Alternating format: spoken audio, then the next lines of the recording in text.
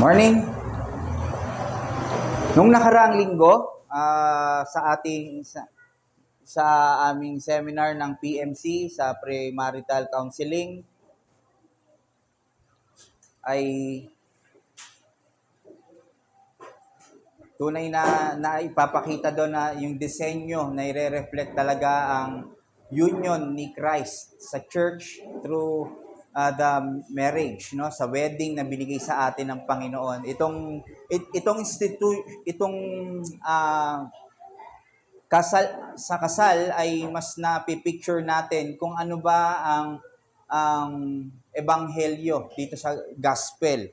At isang nag-strike sa akin sa lecture na iyon ay yung pagsasama ng kailangan magsama ang mag-asawa ng may pagsasama sa bahay. Paano yon? No? Meron kasi mga nagsasama sa bahay na magkasama lang sila pero hindi talaga nagkakaroon ng pagsasama.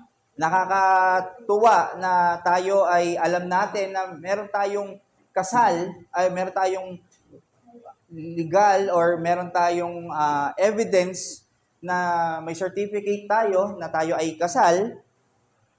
Pero yun nga lang nakakalungkot kung hindi natin nararanasan talaga yung buhay ng pag-aasawa. Yun yung pinupunto nung lecture na iyon, isa sa mga puntos na pinunto doon sa PMC na iyon, na kailangan sa isang mag-asawa mag-function silang dalawa at tunay na mangyari ang disenyo ng kasal doon sa kanilang pamilya. So, parang ganito, hindi anong para sa saan pa o anong kabutihan na ikaw ay kasal sa papel pero hindi naman kayo magkasama, walang pag-ibig, hindi kayo nagkikita, wala kayong communication, wala kayong growth as pag-aasawa at di nyo na-experience ang pagiging isa, no?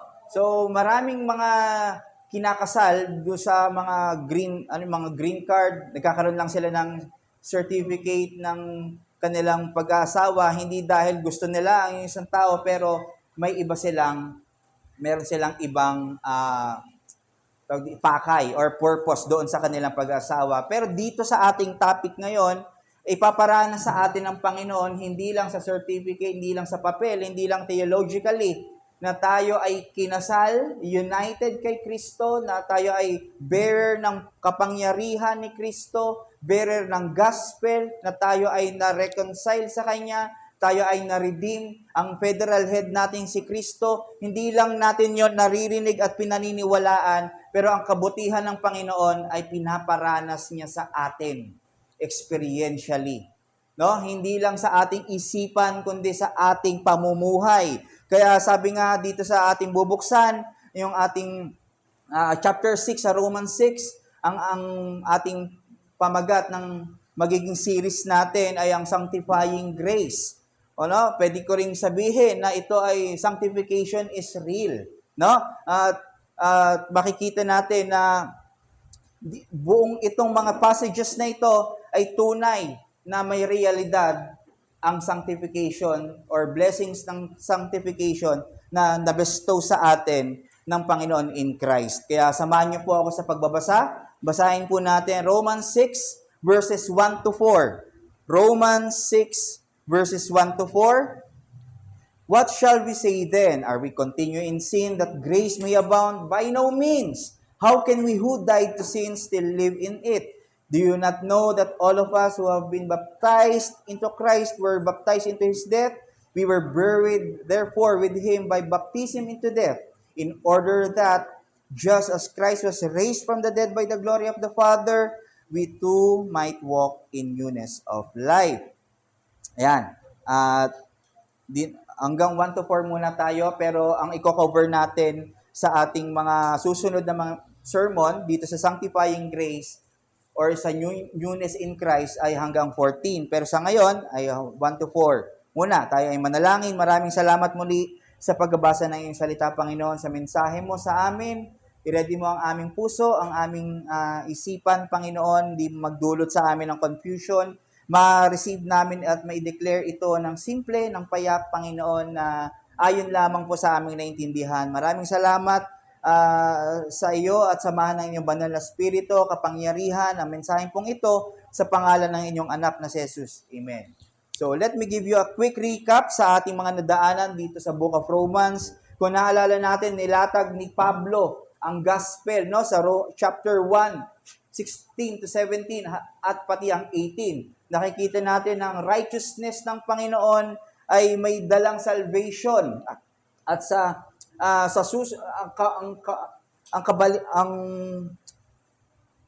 other side ng salvation ay ito naman yung condemnation. Sa gospel na ihahayag na merong kaligtasan pero hindi talaga pwedeng mawala ang lahat ng mapapahama kung hindi sila magkakaroon ng buhay kay Kristo. Sa chapter 1:18 to 3:20, makikita doon yung hopelessness ng tao. Binibuild ni Pablo dito na walang pag-asa ang mga tao na maligtas sa kamatayan na dulot ng kasalanan. Pero ang Diyos sa kanyang mayamang grasya at awa at pag-ibig, gumawa siya ng way para maligtas ang tao at ito nga ang justification by faith in Christ. Sa chapter 3:21 to chapter 5, binild ni Paul dito yung justification at kung ano ang mga blessings nito. Yung mga objective blessings, meaning yung mga external na nanggaling sa Panginoon, na meron na tayo nung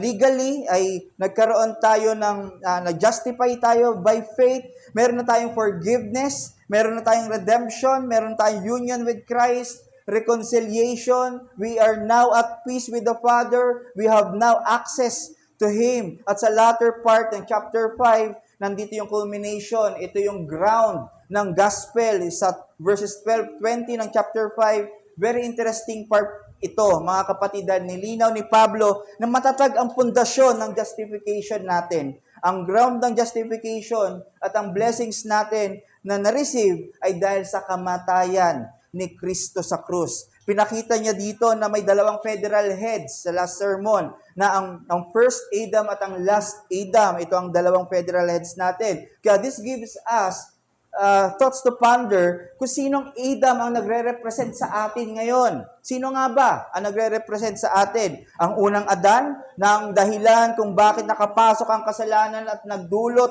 ng kamatayan, o ang huling Adan na ni-reverse ang sitwasyon ng tao, hindi lang ni-reverse, tinalo at hinigatan pa ang kasalanan at kamatayan at binigyan tayo, imbes na tayo ay magkaroon lang ng kalayaan sa kasalanan at kamatayan, pinalitan niya pa ito ng righteousness at buhay eternally. At ito yung huling Adan na federal head natin sa lahat ng mananampalataya. Ito ay walang iba kundi si Jesucristo. And this secures and assures our justification. Binibigyan sa atin ni Pablo yung assurance na tunay na matatag ang pundasyon ng ating salvation, ng ating katwiran, ng pagiging matuwid natin sa Panginoon. Maliwanag na sinasabi ni Pablo na ito lamang ay regalo ng Panginoon. Ito ay grace, ito ay makapangyari, ito ay dahil sa kapangyarihan ng Ebanghelyo. Ito yung, kung titignan natin, dinidiin ni Pablo talaga sa atin yung sinabi niya sa Romans 1:16, "For I am not ashamed of the gospel, for it the power of God for salvation to everyone who believes, to Jew first and also to the Greek." Kaya hindi niya ikinahihiya ang Ebanghelyo. Dahil ito yung kapangyarihan ng Diyos para magligtas. Gusto kong ituon sa atin, gusto kong ituon natin yung ating isipan, yung ating pansin dito sa power. "For I am not ashamed of the gospel, for it is the power of God."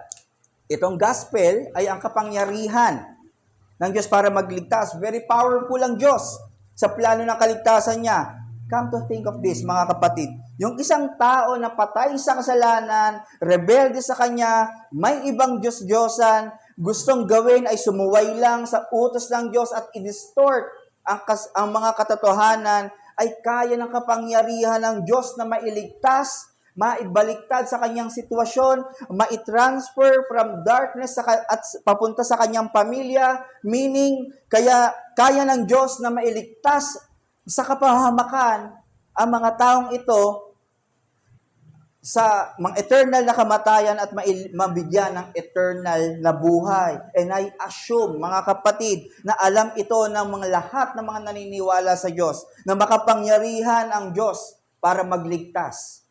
Alam natin lahat. Teka lang. Bigla. Na tayo, sa kapangyarihan ng Diyos, I assume na alam ng mga tao, lahat ng mga Christians na napapawalang sala tayo ng Diyos sa mga kasalanan natin sa pananampalataya kay Kristo at sa ginawa niya sa krus. Pero kadalasan, ang kaligtasan dito o hanggang dito lang yung alam natin na kapangyarihan ng Diyos. Ang in terms ng kaligtasan ay para lang maligtas sa kapahamakan. Yes, tama po ito. Eschatologically, yes. In the future, we will be safe and secure. And ito yung justification natin. Na pagdating ng final judgment, tayo ay makakaligtas.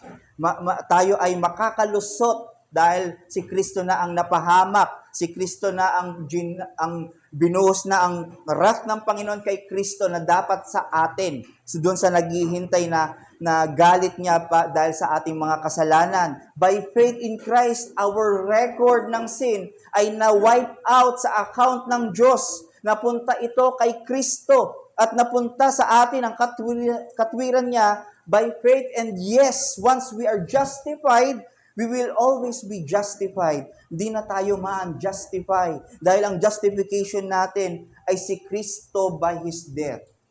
Na-appreciate po ba natin na ganito katindi yung justification natin? Yun nga lang, hindi dapat hanggang dito lang yung ating pagkakaunawa sa kaligtasan. Hindi lang dapat hanggang doon sa pagliligtas niya sa atin sa kapahamakan, sa eternal. Pero dapat kasama sa kaligtasan, sa pag-iisip natin sa kaligtasan, ay yung pagpapabanal ng Diyos sa lahat ng mga mananampalataya. Meaning, hindi lang binago ang status natin na makasalanan legally, hindi niya lang tayo binago at sinave theologically, hindi lang binago ang pangalan at ang ating categorize na sinner at justified sinner, unbeliever to believer, pero babaguhin niya mismo yung ating buhay experientially. Papalitan niya ang patay na buhay na ito ng may kabanalan na buhay. Kapag sinabing kaligtasan, laging kasama ang pagpapabanal sa isang tao na nag-justify by faith, na makapangyarihan ng Diyos para pakabanalin ang tao. Hindi siya nawawalan ng pag-asa na, ay, wala ng pag-asa to si brother. Itong anak kong ito, makulit talaga, papabayaan ko na lang siya. Hindi. Dahil sa kapangyarihan niya kasama na mabago ang tao na yun at siya ay pakabanalin. Ito ang grasya ng Lord. Hindi niya pinopromote. Hindi pinopromote ng grasya ng Panginoon ng pagkakaroon ng pagkakasala. Hindi niya lang sinabi na tayo ay ligtas na. Pero pinaparanas niya rin sa atin habang tayo ay nandito. At ang tawag dito sa pagpaparanas ng kaligtasan natin, experientially, ay ang sanctification. Pinapatikim ng Diyos ang kaligtasan natin through the blessing of sanctification. Na tunay na tayo ay nagkaroon ng justification.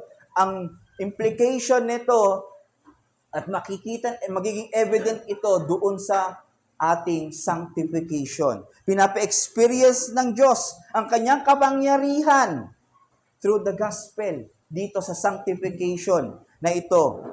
At lahat ng nag-justify by faith ay inevitably, sabi nga ni Thanos, walang inescapable. Hindi ito pwedeng may makalusot.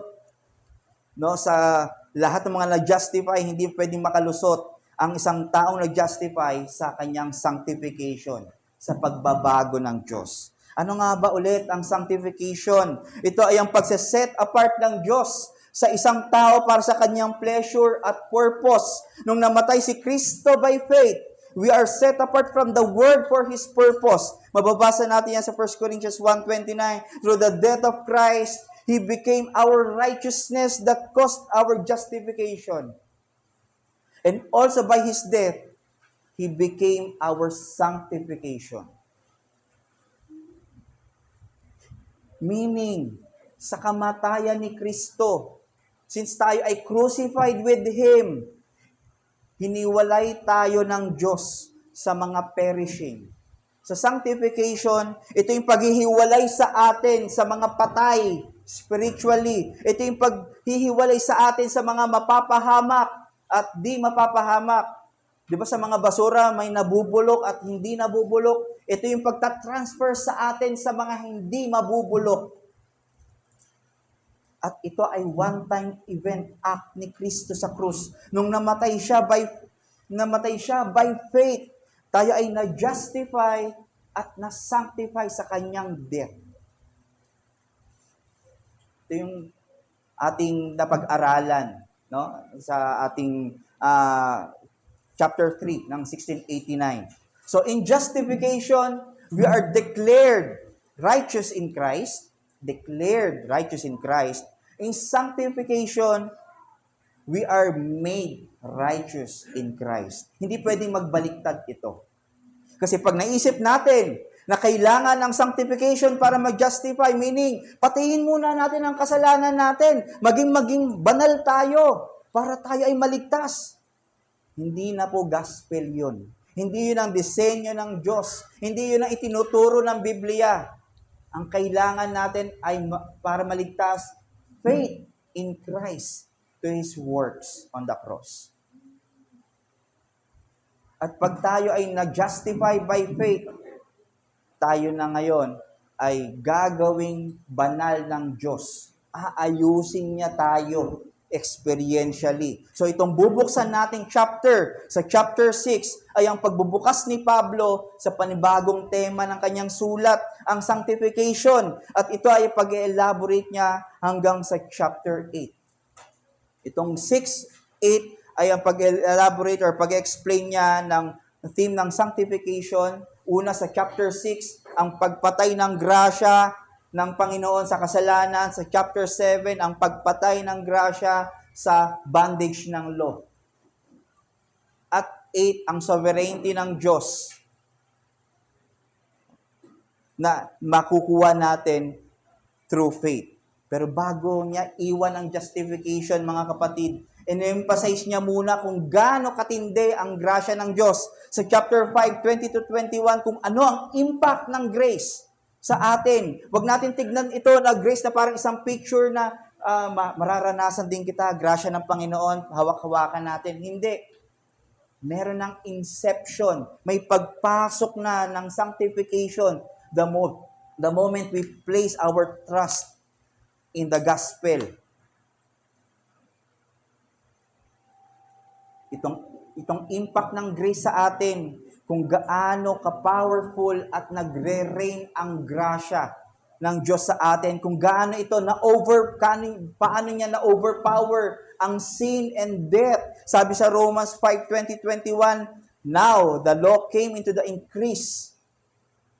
increase the trespass, but where sin increased, grace abounded all the more. Chapter 5 to so that as sin reigned in death, grace also might reign through the righteousness leading to eternal life through Jesus Christ, our Lord. Sinasabi dito na dahil sa batas ng Diyos, nasusukat natin kung gaano kumalat na ang kasalanan, kung gaano tumindi ang pagkakasala ng tao. Pero as sin abounded, kung gaano man dumami ang kasalanan, His grace abounded all the more. Mas lalong sumagana pa ang grasya niya. Mas naging sagana ang grasya ng Diyos. At kahit nagre-reign ang kamatayan, tinalo ng grasya ng Diyos ang kapangyarihan nito. And this is the abundant grace of God will lead us to eternal life. Kaya maasahan natin ang justification na ito dahil rooted ito sa grace ng Panginoon kay Kristo. Pero dahil sa salitang binigay ni Pablo na ito, when sin abounded, grace abounded all the more. Itong mga salitang ito na iniwan ni Pablo, may mga niraise siyang mga tanong, rhetorically, mga questions na para sagutin and brings us to our passage today sa Romans 6. Para magka-bird's eye view tayo sa mga itatakal natin sa mga susunod na sermon, gusto kong tignan yung chapter 6 verses 1 to 14. No? Itong 1 to 14, ito yung newness natin in Christ.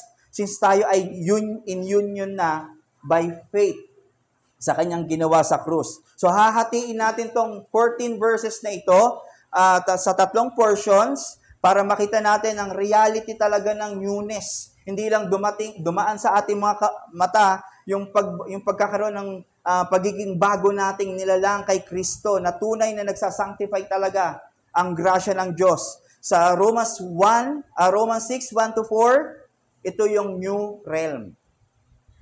Dahil tayo ay new man na, sa new Adam or sa last Adam, pumasok na tayo sa new realm. New kingdom. From kingdom to sin to kingdom of Christ. Romans 6, 5 to 11, ito naman yung new power. Implications ito na doon sa abundant grace ng Panginoon, na hindi lang tayo nakapasok, meron na tayong bagong kapangyarihan. At sa 12 to 14, meron na tayong new master. Ito naman yung application doon sa mga nakareceive ng abundant grace of God. Ibig sabihin, meron na tayong kapangyarihan at para kanino natin gagamitin yung kapangyarihan na nakuha natin. Ito yung itatakal natin sa verses 12 to 14. New realm, new power, new master para sa new man.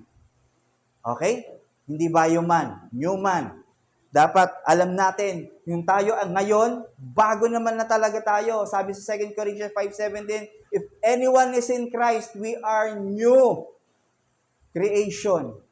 Pumasok tayo doon sa bagong creation ng Panginoon. Wala na tayo sa dati niyang creation, kaya nga hindi tayo Sabadista. We don't celebrate doon sa rest day na binigay ng Panginoon sa mga Israelita. Ang sineselebrate natin ay yung first day of the week dahil sa resurrection ni Christ. Okay? Ito yung binigay na sa New Covenant na tayo, mga kapatid. Kaya walang Sabadista rito, no? So, ayun. Okay, so ngayong umaga, titignan muna natin. Verses 1 to 4, New Realm. At andito tayo sa topic natin. Dito sa topic na to, magkakaroon tayo ng dalawang puntos. Una, the grace of God brings us to holiness. Dahil nasa New Realm na tayo, syempre dadalhin tayo sa holiness. Hindi automatic pag nandito na tayo, magaling, pakabandal na tayo ng, no? Kunyari, tayo ay napunta sa Amerika. Hindi ibig sabihin, ang galing mo na mag-English pagdating sa Amerika. Syempre doon, pa-practicein mo yung pag-English. Diba? So, ibig sabihin, the grace of God brings us to holiness. Iba na yung ating pag-iisip, yung ating perspective, yung ating pagsasalita, lahat ng ating pamumuhay. Dinadala tayo ng biyaya ng Diyos sa kabanalan. Okay? So, basahin po natin 1 to 2. What shall we say then? Are we continue in sin so that grace may increase? May it never be. How shall we who died to sin still live in it? Itong tanong na ito ay galing, obviously, sa Romans 5:20 to 21. Yung kanina, when sin abounded, grace abounded all the more. So, para mas sinasabi dito na, kung ganyan na lang pala, para mas lalong bumuhos ang grasya ng Panginoon, magkasala na lang tayo. Sa chapter 3, sinabi rin ito ni Paul. Pero mas klaro, mas ginawa niyang concise dito sa Romans 5, mas direct. Itong tanong na ito, we can assume na naitanong kay Paul, hindi na mga taga-Romans kasi hindi pa sila nakikita, pero we can assume sa mga pinuntahan niya, sa mga missionary journey niya, may mga nag-object sa kanya habang pinipreach niya ang gospel. Meron dyan, di ibig sabihin pala, may na-preach siya ng Hudyo, sige, ibig sabihin pala, wala na kaming gagawin. Grace na lang, paano magiging matatag yan? O yung mga Gentiles naman, ayos. Gawa na lang, alam na natin mga kasalanan, gawin na lang natin ang gawin kung ano ang gusto natin mangyari sa buhay natin. Ganto ba yon? Tingin nyo, ganto ba ang yung pagkakaunawa natin sa grace ng Panginoon? So hindi. No? Kung maalala natin, ang members ng church ng Romans ay halo-halo. at talagang tunay na merong silang gantong pwedeng mag-end up sa gantong question at I assume na sasagutin ni Paul itong kanyang tanong na, kanyang sagot sa verse 2 na tanong din, I assume na ito yung magiging sagot niya for the rest of the sa mga remaining verses na mga susunod. So, itong question na ito, na but where sin increase, I mean, what shall we say then? Are we continue in sin so that the grace may increase?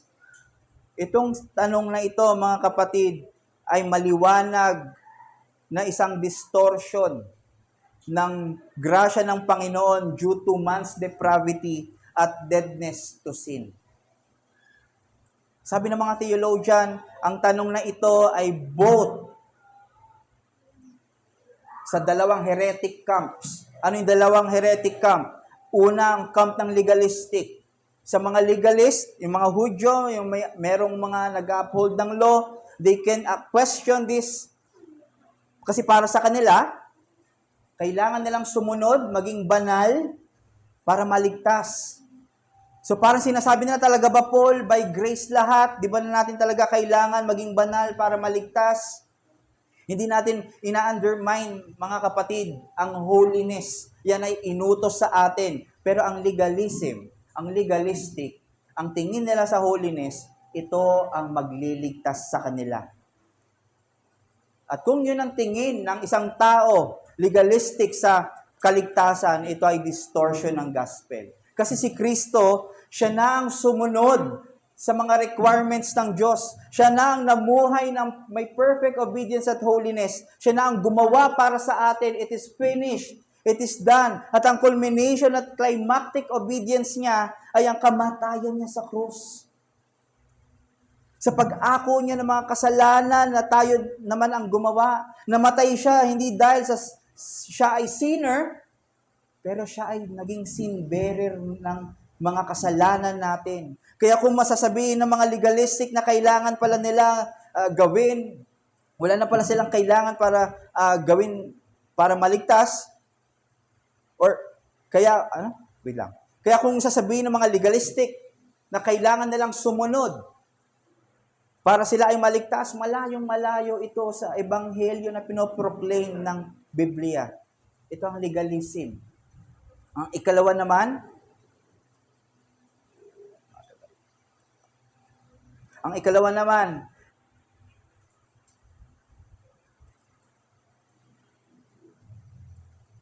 ay ito ang tanong ng antinomianism. Ang antinomianism hango sa dalawang words. Sorry po. Dalawang word, una anti, no at nomos, law. So, ibig sabihin, there is no law, they don't believe in law, or hindi na nila kailangan ang pagsunod sa batas para maligtas. Dahil alam naman nila, sila ay ligtas na, kaya wala na silang dapat ipamuhay na kabanalan. Sabi ni Tom Ascol, ang mga legalistic ay very obvious sa isang church. Makikita at makikita mo yan. Maririnig at maririnig mo yan. Lantad sila. Pero, ang mga antinomianist, sila yung mga parasite. Hindi sila lalabas hanggat hindi na ipipreach ng maigi ang grasya ng Panginoon. Kaya, itong mga tanong na ito, di ibig sabihin, wala na tayong kabanalan. Pwede. Antinomianism yun. Lalabas at lalabas yan. Ang nasa isip nila, so by grace na palang lahat, so okay na. Ligtas na ang lahat. Wala na tayong responsibilidad, wala na tayong obligasyon. At okay lang na magkasala tayo. Magagawa na natin ang lahat ang gusto natin sa buhay. Kasi pinagkamatayan naman tayo ni Kristo. Yan ang mga turo yan ng mga modern churches ngayon. At alam nyo ba, ang pagtuturo ng grace na ito, itong biblical grace na ito, pag narinig ka ng legalistic, i-charge ka ng antinomian. Ganito yung nangyari kay Martin Luther. Nung pinipreach niya ang grace, sola fide, sola gratia, sinasabi niya sa 95 Theses, lahat ay by grace lang. Chinurge siya ng RCC na antinomianism or antinomianist. Dahil alam natin, ang RCC kailangan nilang sumunod para maligtas. Pero ang dating sa kanila sa pinipreach ni Martin Luther, hindi na nila kailangan magkaroon ng kabanalan para maligtas. Or hindi na nila kailangan niya mamuhay sa kabanalan. So, na-charge si Martin Luther dahil sa kanyang pagpipreach ng gospel or ng grace na ito. Meron naman isang lumutang, 19th to 20th century. Ito si Grigory Rasputin, isang Russian monk. Sino ito? Isa siyang devoted sa Orthodox Church, isa siyang Christian. Ang view niya ay talagang dinistort niya ang grasya ng Panginoon. Kung may antinomian, siya yung very na pinaka-antinomianist, no? Kung pwede natin isipin ng mga time na yon. Kasi sabi ni F.F. Bruce, Rasputin taught, tinuturo niya and exemplified the doctrine of salvation through repeated experiences of sin and repentance. He held that as those who sin most require most forgiveness are a sinner who continues to sin with abandon enjoys each time he repents more of God's forgiving grace than any ordinary sinner. Ano yung ibig sabihin nito? Yung sinasabi daw ni Rasputin, yung kanyang stand, ay kailangan na ang kaligtasan ay nagre-require sa kanya ng maraming forgiveness, araw-araw na forgiveness, at hindi siya magkakaroon ng pagre-repent at forgiveness kung hindi siya magkakaroon ng laging pagkakasala. Ang tingin niya sa kaligtasan ay para maibuo sa kanya yung grasya ng Panginoon ay patuloy na siyang mamuhay sa kasalanan. Kaya sabi niya, kaya parang sinasabi dito, ang prinsipyo na nakikita niya doon sa grasya ng Panginoon na nagliligtas, na wala ng holiness, kailangan niyang lumapit ng gumawa ng mga kasalanan at lumapit sa Panginoon. Yun na yung way ng kanyang kaligtasan. Ibig sabihin, he enjoyed sinning para ma-enjoy ang grace. Ang akala niya, ang tinuturo niya, he thought that to know and experience the grace of God, you needed to sin more. Kailangan pa niya. Dahil libre naman ng grace. Di ba? Magkakasala ako, tapos magre-repent na lang ako mamaya. Meron bang ganun dito? He thought sa kanyang pamumuhay na ang pag-aabuso sa grasya na binigay ng Panginoon. Kaya nangyari sa kanya, mga kapatid, siya ay namuhay ng immoral. At namuhay siya ng pagiging isang lasenggo, drunkenness. So gagawa siya ng kasalanan, tapos hinihintay niya, magre-repent ako para may grace ng Panginoon. Bukas, looking forward na naman siya makagawa ng mas maraming kasalanan para mas marami siya makuwang grasya. Nangyari po ito historically. Si Grigory Rasputin. Christian siya. Devoted sa church, sa Orthodox Church. And mind you mga kapatid, maraming ganito ang pag-iisip ngayon. Mga Christian ngayon, sa panahon natin, yung mga unspoken thoughts na gagawin ko tong kasalanan na to, deliberately, kasi patatawarin naman tayo ng Panginoon. May access naman na ako eh. Malaya naman at mayaman ang grasya niya, maawain siya, mapag-ibig siya. Kaya okay lang na gawin ko itong bagay na to. Kasi sabi nga sa Romans 5, when sin abounds, grace abounded all the more. Sumasagana. Ganito rin ba't natin tignan ang grasya ng Panginoon? Parehas ba sa legalistic na kailangan ng kabanalan para tayo ay maligtas? Sa ating paggawa ng mga good works, nakakabit ba doon para maligtas? O para mag-glorify ang Panginoon? Kailangan natin mai-reflect. Para maligtas o mag-glorify ang Panginoon? O parehas ba natin ang mga antinomianist na wala nang kailangan sa pamumuhay sa kabanalan kasi ligtas na. Wala na akong kailangan, hindi ko na kailangan na sumunod kay Kristo, malaman pa yan. Magawa yung mga mandato niya sa atin to do not neglect their fellowship. Hindi ko na kailangan yung mga yan kasi ligtas naman na ako. Or worse, kailangan ba natin na magkasala para mas bumuhos sa atin ang grasya ng Panginoon? Ano dito yung inyong pag-iisip sa grasya ng Panginoon? Kung merong ganito, you are abusing the grace of the Lord. Kaya tignan nyo na lang ang naging sagot dito ni Paul. Are we continue to sin para maging masagana ang grasya? Ang sagot ni Paul, by no means. Sa Greek word, megonoito, meaning no way, not a chance, or God forbid. Ano ibig sabihin nito? Ito ay isang mariing pagtanggi ni Paul sa mga pwedeng isipin natin na ang grasya ay tinotolerate ang kasalanan. Kung si Kristo gumamit siya ng emphatic statement, truly, truly, I say to you. Ibig sabihin ito ay absolute truth. Maniwala ka, behold, dito sa katotohanan na to, ito namang by no means, isang emphatic way para i-reject, i-deny, i-refuse ang isang bagay na dumating sa'yo. So pag tinetempt ka pala, by no means, may ganun ba tayong character na forceful ang ating pag-resist? Or wag? Jenny de Belen. Ano kasunod ng by no means? Ito ay isang short and sharp question.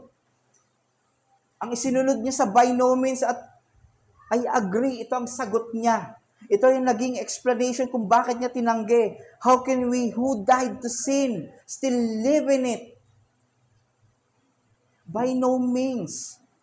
Bakit tayo gagawa ng kasalanan?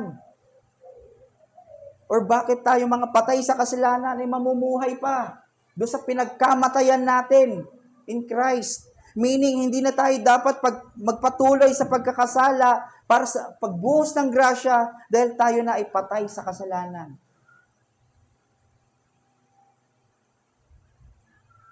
Patay na tayo sa kasalanan. Binuhos na sa atin ang grasya ng Panginoon at hindi na natin kailangan magkasala para bumuhos. Nasa sa atin ang grasya ng Panginoon, bestowed yan sa atin. At pinapa-experience ang grace ng Lord experientially habang tayo ay namumuhay sa mundo. So maling kaisipan na para bumuhos ang grasya natin ay tayo ay magkasala. So maliwanag na ang emphasis ni Paul sa grasya ay hindi nagdudulot ng kasalanan, kundi ito ay nagdudulot ng kabanalan. Hindi nagpo-produce at nagto-tolerate ng kasalanan sa atin. Hindi ibig sabihin na wala na tayong magiging pagkakasala. Hindi ibig sabihin wala ng presence ng sin, na sabi ni John sa 1 John 1:8. Pero ang pinatay ng grace, hindi yung presensya ng kasalanan, kundi ang power ng kasalanan. Magkaiba ang presence of sin and power of sin.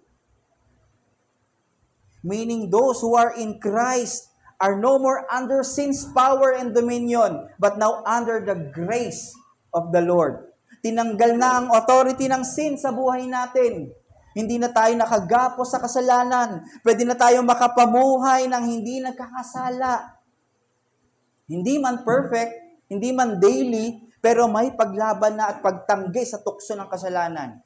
Ito yung sinasabi ni Paul. Kaya na natin humindi sa kasalanan ngayon. Empowered na tayo ng grace ng Lord para hindi tayo gumawa ng mga bagay na yon na pinagkamatayan ni Kristo sa krus.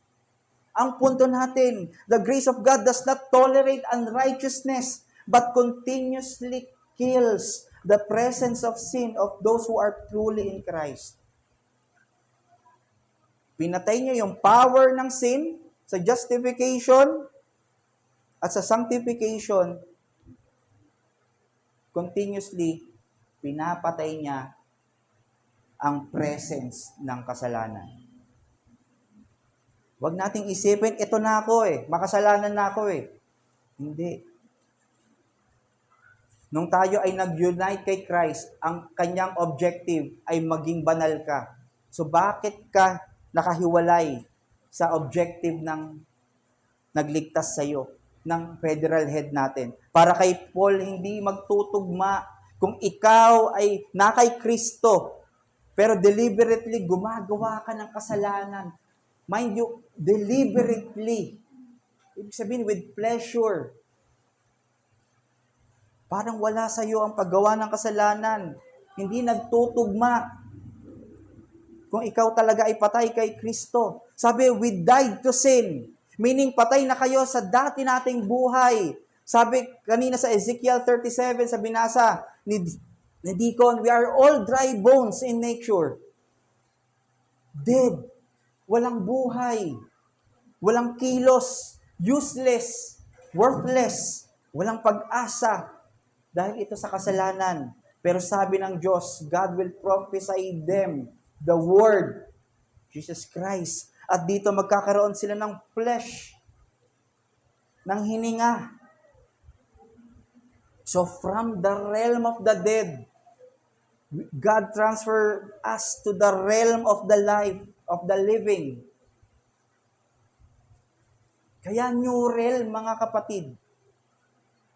Ito yung sinasabi sa atin sa Ezekiel 11:19-20. I will give them one heart and one new spirit. A new spirit, and I will put within them. I will remove the heart of stone from their flesh and give them a heart of flesh. And they may walk in my statutes and keep my rules and obey them, and shall be my people, and I will be their God. Same promise sa Ezekiel 11 or 36. I will give you a new heart and new spirit, and I will put within you. I will remove the heart of stone from your flesh and give you a heart of flesh. And I will put my spirit within you and cause you to walk in my statutes and be careful to obey my rules. Ano ibig sabihin nito? Ibig sabihin may bago na tayong puso at may binigay sa ating bagong spirit. Meaning, yung puso natin na umiibig sa kasalanan ay pinalitan na ng pusong umiibig sa Diyos. Kaya tayo naniniwala kasi binigyan tayo ng pusong buhay at nakakaunawa sa Ebanghelyo. Na nakakaunawa sa pag-ibig ng Diyos na na-demonstrate sa krus. Itong nilagay sa atin ngayon, itong bagong puso na ito, puso na may laman at buhay. Meaning, if we are in Christ, meron cleansing na naganap sa puso natin. Sa ating pagkatao, na wala na yung tamis ng kasalanan, naging mapait na to. At hindi lang inalis yung panlasa ng kasalanan natin. Hindi lang tayo iniwan ng Diyos na walang appetite sa kasalanan. Pero dahil sa bagong spirit na binigay ng Diyos sa atin, nagkaroon tayo ng bagong appetite at kakayahan sa pagsunod sa Diyos. Kung dati ang appetite natin ay to sin, ngayon to obey Christ sa paglakad sa Kanya ng may buong ingat at pamumuhay sa Kanyang salita. Kaya yung binabasa natin sa Galatians 5:16, verses 16-24, ina-elaborate ni Paul. But I say, walk by the Spirit, and you will not gratify the desires of the flesh. For the desires of the flesh are against the Spirit, and the desires of the Spirit are against the flesh. For these are opposed to each other.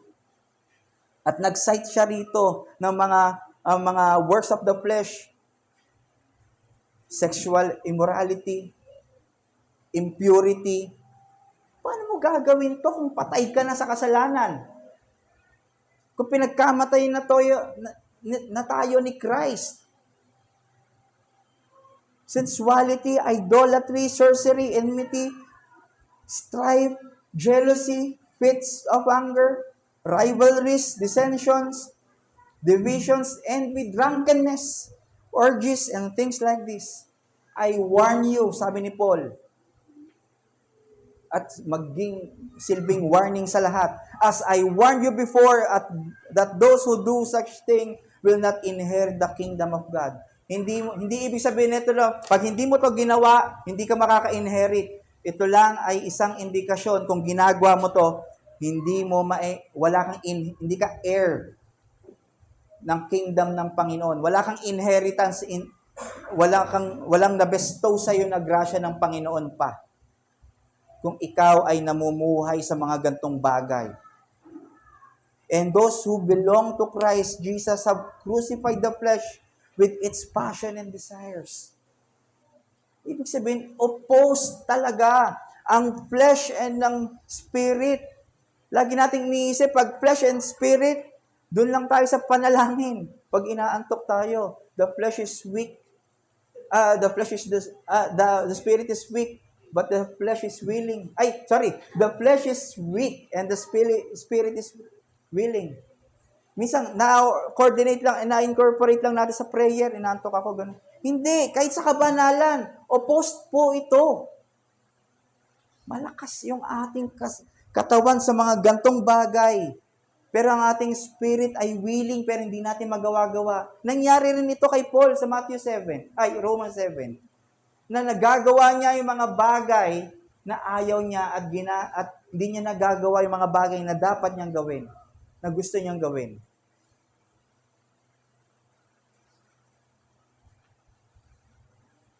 Kaya sabi, and those who belong to Christ, who have crucified with Him on the cross, na-crucified yung ating flesh.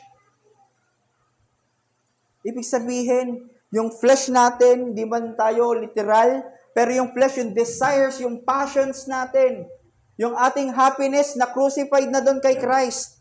Hindi na tayo nagtitingin ng happiness sa mundo, pero kay Christ ang happiness natin. Ang contentment natin, hindi na dito sa mga pagkain. Hindi na sa mga security sa bahay. Pero si Kristo lang, yung ating contentment. Ito po'y sinasabi sa atin ngayon. Meaning, against ang flesh and spirit. Hindi sila pwedeng magtugma. Kaya ito yung argument ni Paul, hindi na kayo pwedeng mamuhay bilang patay kasi patay na kayo sa kasalanan. Meron na kayong break up sa kasalanan nung nag-justify kayo. Iba na ang relationship mo sa kasalanan. Hindi na ito yung sweet, bitter na.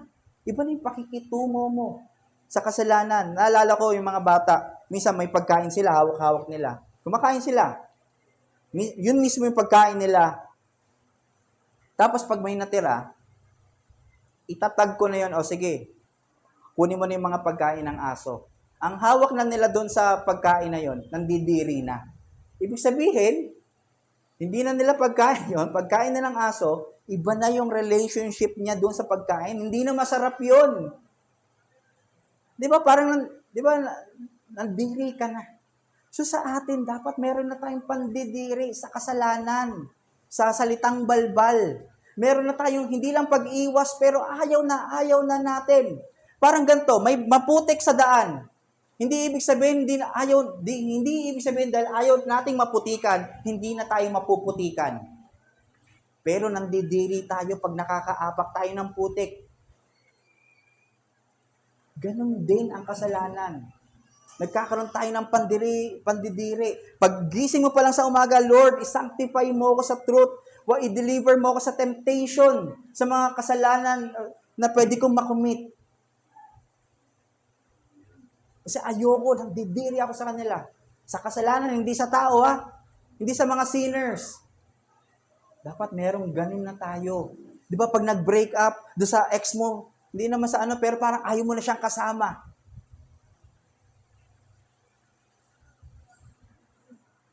Ganito yung sinasabi ni Paul, buhay na tayo kay Kristo. Alam na natin kung ano yung God-glorifying o hindi. At kung hindi God-glorifying, may conviction na tayo na pwedeng hindi natin gawin or pwede nating tanggihan yung mga bagay na yon. Hindi na tayo under ng kasalanan . Iba na kung sino at ano ang nakabind sa atin at naka-unite sa atin.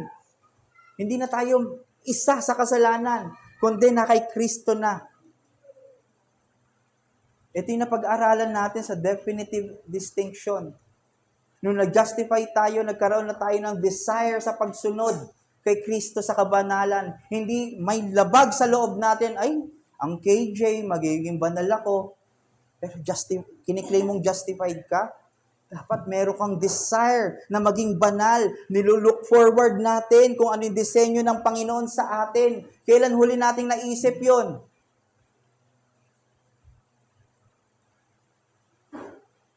From the day na tayo na-regenerate and na-convert, binigyan tayo ng Panginoon ng bagong puso at spirit to desire to live in Christ. Kaya ang challenge, pursue holiness.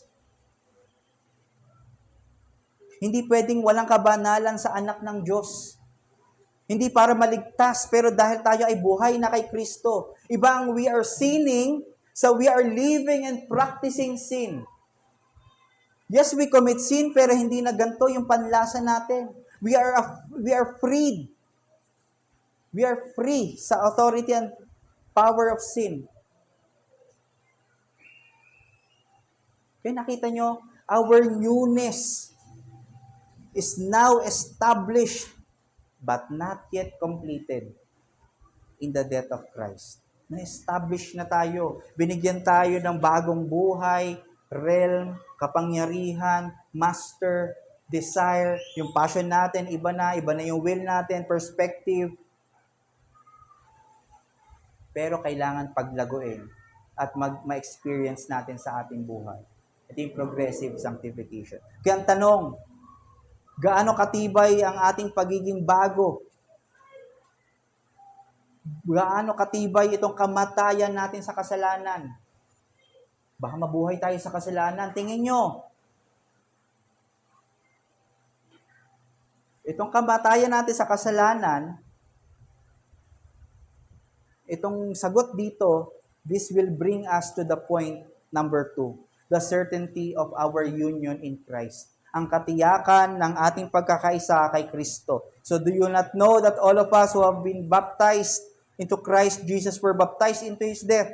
We are buried therefore with Him by baptism into death, in order that just as Christ was raised from the dead by the glory of the Father, we too might walk in newness of life. So ang gusto kong i-notice natin dito, this is the reality of the gospel. Kung hindi tayo nagkakaroon ng pagpatay sa kasalanan at pamumuhay kay Kristo, ang gospel na hawak mo ay fairy tale. Ang realidad ng gospel ay tayo ay merong kamatayan kay Kristo at pagkabuhay in the newness of His life. Ito mga verses na ito ay further elaboration ng verse 2. Now, we are dead to sin. Pinapakita na sa atin at sa ating kamatayan, sa kasalanan at pagkakaroon ng bagong nature, hindi magpe-fail. Itong ating kamatayan sa kasalanan ay irreversible. Hindi na pwedeng mabago, hindi na pwedeng mabaliktad. Kasi kung mabaliktad ito, mababaliktad talaga to kung wala ka kay Kristo. Pero kung ikaw ay in Christ, never will be.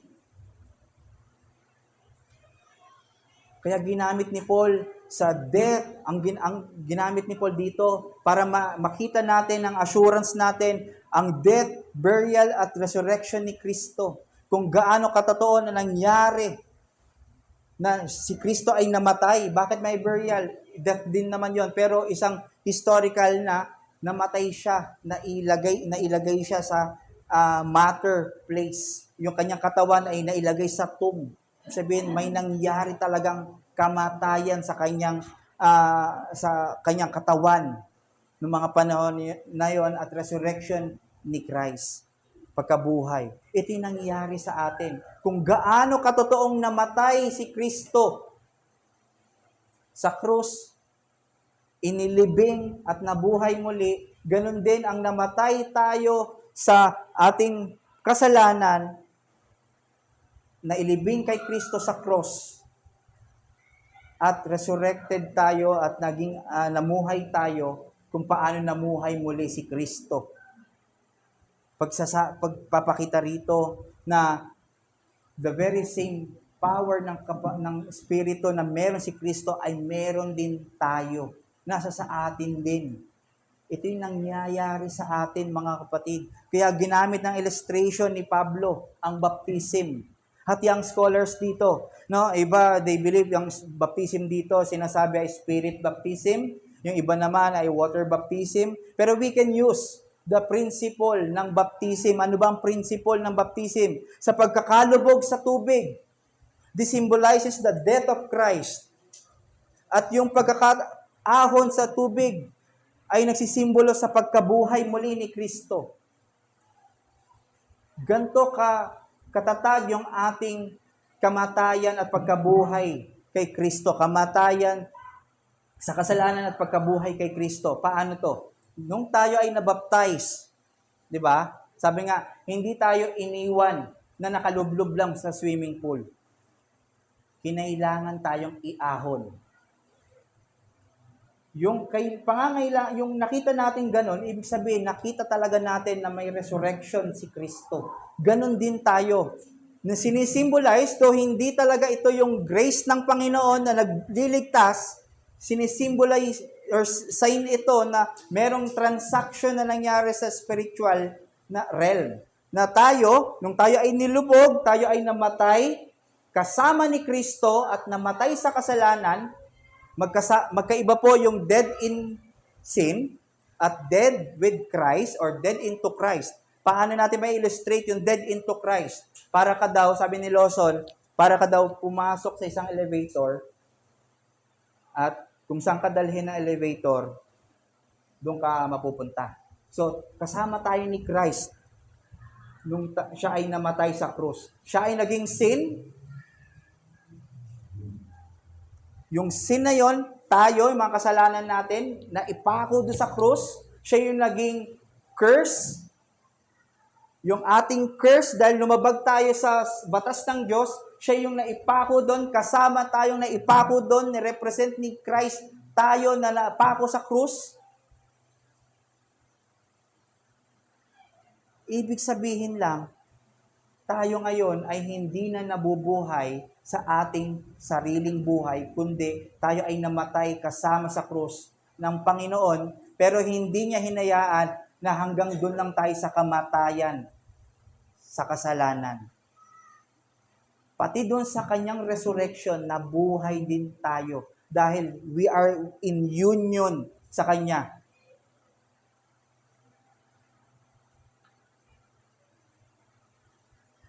Sa kamatayan niya sa krus. As if tayo nga yung nandun sa krus. As if tayo yung nasa lugar do sa krus na visualize natin. Ibig sabihin, nung kanyang pagkamatay doon, hinihiwalay niya yung kanyang sarili, hiniwalay niya, sinanctify niyang sarili niya doon sa mundo, sa kasalanan. Inalis niya yung mga power ng kasalanan, yung pagkakagapos natin, yung kamatayan, at ngayon ay namumuhay ngayon kay Kristo with the very same power. Ano ibig sabihin? Nung siya ay nasa krus, as if tayo nga yung nandun. Pero hindi pa tayo buhay, by faith, nakuha natin yung ginawa ni Cruz na impute sa atin. Pero sa katotohanan lang, kung ano ang nangyari doon, kung paano siya tinreat ng Ama, siya ay pinarusahan para sa ating mga parusa dapat. Pero, sa kanyang kamatayan, na-sanctify tayo, hiniwalay na tayo doon sa world, sa sin, sa death, at from His resurrection na i-transfer tayo sa living, sa kingdom of the living. So, ibig sabihin, hindi lang tayo, ang punto ko lang dito, we are not left dead in Christ's death, but also alive in His resurrection. Huwag nating isipin na patay lang tayo sa kasalanan, pero kailangan maisip natin actively, we are alive in Christ. Hindi tayo pwedeng mamuhay na as if patay lang tayo sa kasalanan. Ganto katiba yung union natin kay Kristo. Magkaiba yung dead to sin, no? We are baptized in Christ. Ibig sabihin, pag baptized in Christ, tayo ay under ng kanyang law, ng kanyang power, ng kanyang authority, ng kanyang headship. Sinabi ito sa 1 Corinthians 10:2, naalala nyo, and all were baptized into Moses in the clouds and in the sea. Yung from Egypt, kasama niya yung Israelites, tumawid sila sa Red Sea, nandun yung pillar of clouds. Ito yung sinasabi dito ni Paul, na-baptize kay Moses, ito mga Israelites. Ano ibig sabihin lang nun? Sila ay under na ng authority ni Moses na binisto ng Diyos, nirepresenta ni Moses ang Panginoon. Hindi katulad ng pagre-representa ni Christ, pero si Moses, ginamit niya instrument para maipakita niya ng Panginoon ang kapangyarihan para magkaroon ng kaligtasan at redemption. So, nabaptize na tayo, hindi lang tayo nagkaroon ng bagong buhay, pero we are baptized in Christ sa kanyang authority, sa kanyang kapangyarihan. Nakalimlim na tayo kay Kristo sa kanyang liwanag. Nakalimlim na tayo sa kanyang otoridad, sa kanyang salita. We are under the authority of Christ, meaning, under na tayo ng kapangyarihan niya. Sabi nga, He doesn't give you that what to do without giving you the means to do. Kung ano yung nire-require sa atin ng Panginoon, sumunod ka dito para ikaw ay maligtas, ginawa ni Christ yun para sa atin. Nirequire niya ang kamatayan sa kasalanan, ginawa ni Kristo para sa atin.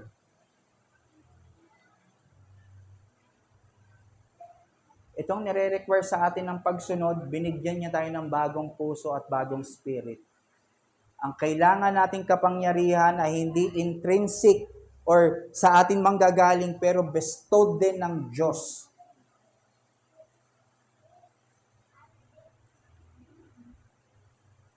Kaya, implication ito na ang isang Kristiyano, hindi siya weak. Siya ay makapangyarihan dahil nasa sa kanya ang spirito at kapangyarihan ng Diyos. So, ang challenge, live for the glory of God consistently.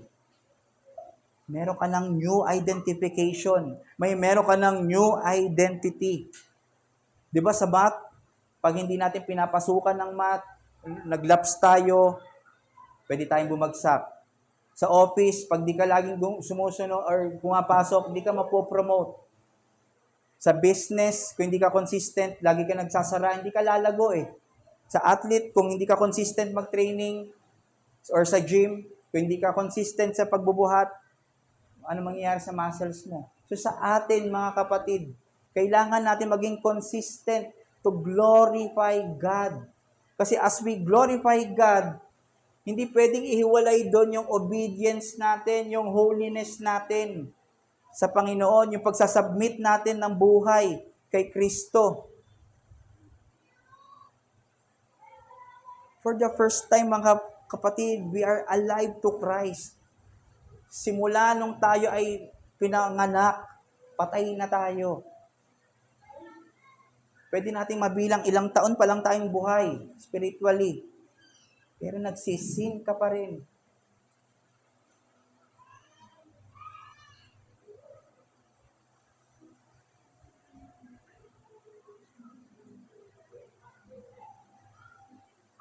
Ito yung tragic na katotohanan ngayon na as Christians, meron pa rin talaga tayong sin. We commit sin. Meron pa rin tayong mga indwelling sins. Pero sabi, kailangan nating maipamuhay, mampatay ang mga kasalanan na yun by engaging sa mga means of grace ng Panginoon. Sa kanyang salita, sa kanyang mga kapatid, sa kanyang iglesia, sa pananalangin, lahat yon ay ma-maximize natin. Hindi lang namatay si Kristo para mapunta lang tayo sa langit. o makasama niya, pero namatay si Kristo para maipamuhay natin yung righteousness. Di ba sabi, we might become the righteousness of God.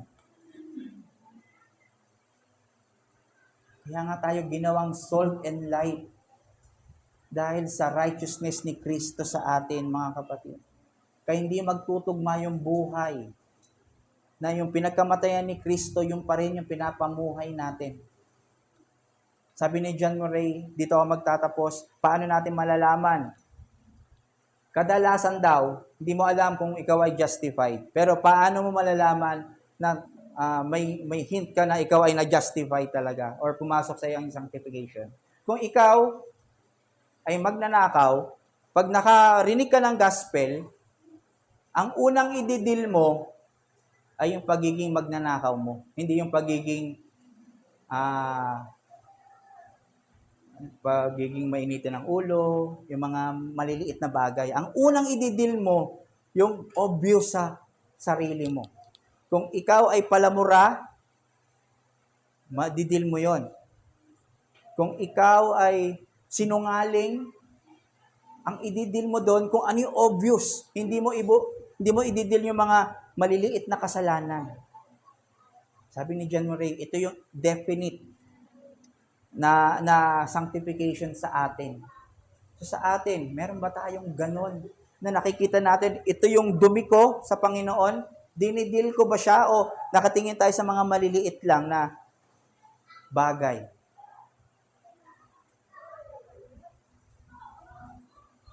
You have to be consistent, mga kapatid. Consistent sa grasya niya. Consistent sa kanyang katotohanan, sa pagririnig ng kanyang salita para tayo ay lumago. Consistent sa pagpartake sa Lord's table. Alam niyo po, mga kapatid, itong Lord's table na ito ay tunay na minandate sa atin, inuutos sa atin ng Panginoon para magkaroon tayong pag-build up, pag-growth sa ating union sa Kanya. Hindi lang ito para mabusog tayo, magkaroon tayo ng kasiyahan, pero ma-identify talaga natin na nasa new realm na tayo. Meron nang na-sanctify, na set apart na tayo. Kung paano sinet apart ang mga tinapay na yan, ang wine na yan sa ibang mga tinapay, ganun din tayo, sinet apart tayo sa mga sinners, sa mga perishing. At tayo yun, mga mananampalataya, mga tunay na merong pananalig sa ginawa ni Kristo sa krus. Kaya as we partake, ito dito sa mga simbolo na to, sa katawan ni Kristo at sa dugo niya, nawa ay mas ma-appreciate natin ang sermon natin